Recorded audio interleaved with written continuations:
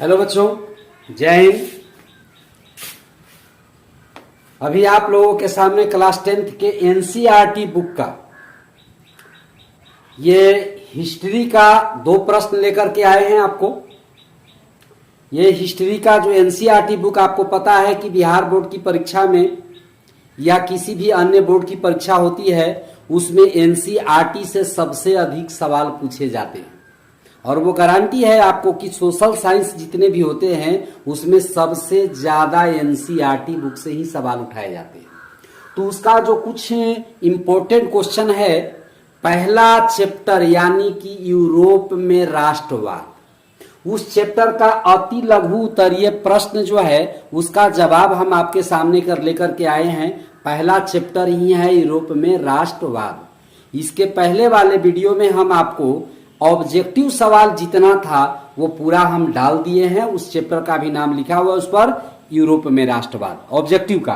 अब सब्जेक्टिव यानी कि उसको वर्णनात्मक जो उत्तर देना है उस पर हम चर्चा करेंगे। तो सबसे पहला क्वेश्चन जरा आप स्क्रिप्ट पर देखिएगा, लिखा होगा राष्ट्रवाद क्या है। ठीक है ना, राष्ट्रवाद क्या है? राष्ट्र के मतलब होता है देश। तो राष्ट्रवाद एक भावना है, एक विचार है, एक अभिव्यक्ति है। ठीक है, तो राष्ट्रवाद एक ऐसी भावना है जो किसी खास, जो किसी विशेष भौगोलिक सीमा के अंदर रहने वाले या किसी विशेष सांस्कृतिक सीमा के अंदर रहने वाले या जो कहिए कि जो किसी विशेष सामाजिक परिवेश में रहने वाले लोगों के बीच में एकता की भावना जगाती है, एकता का वाहक बनती है।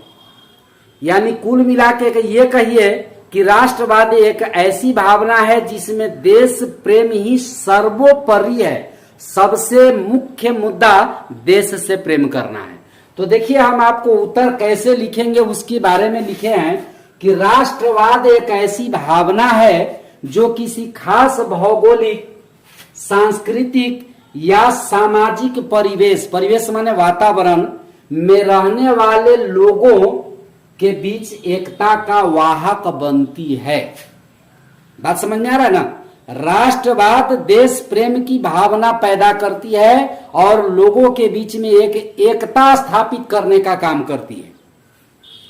अगला क्वेश्चन है आपको, मेजिनी कौन था? मेजिनी कौन था? तो मेजिनी इटली का एक साहित्यकार था जिसका जन्म 1805 ईस्वी में हुआ था। इतना लिखना जरूरी नहीं है, लेकिन फिर भी ऑब्जेक्टिव में आपको काम कर सकता है कि मेजिनी का जन्म कब हुआ था। तो याद रखिएगा, मेजिनी इटली का एक साहित्यकार था, वह एक योग्य सेनापति भी था जिसका जन्म 1805 ईस्वी में हुआ था। बोर्ड पर आप लिखा हुआ देख सकते हैं। इटली के एकीकरण में इसका महत्वपूर्ण योगदान था। यह गणतांत्रिक विचारों का समर्थक था। कैसे? गणतांत्रिक के मतलब क्या है? जनता के विचारों का, यानी जनता के पक्ष में रहता था। मेजिनी जो था वो गणतांत्रिक विचारों का समर्थक था और इटली के एकीकरण में उसका एक महत्वपूर्ण हाथ रहा। उसमें आदर्शवादी गुण अधिक थे लेकिन व्यवहारिक गुण कम था। यानी उपदेश ज्यादा देने का काम करता था लेकिन थ्योरी माने वास्तव में व्यवहार में जो काम लाना चाहिए वो गुण उसमें कम था। हम आइए उत्तर कैसे लिखेंगे, प्रश्न का उत्तर, वो जवाब आपके सामने बोर्ड पर है, आप चाहे तो स्क्रीनशॉट ले सकते हैं। मेजिनी इटली का एक साहित्यकार एवं एक योग्य सेनापति था। इसका जन्म 1805 ईस्वी में हुआ था। वह गणतांत्रिक विचारों का समर्थक था। इटली के एकीकरण में उसका महत्वपूर्ण योगदान था। उसमें आदर्शवादी गुण अधिक और व्यवहारिक गुण कम था। तो मेजिनी के बारे में आप लोग जान गए। इसके बाद जो अगला सवाल है वो है जर्मनी के एकीकरण में बाधाएं क्या थी, मेटरनिख युग क्या था। ये आपका जवाब हम अगले वीडियो में देंगे। तब तक के लिए ये समझ गए होंगे आप लोग। जय हिंद बच्चों, धन्यवाद।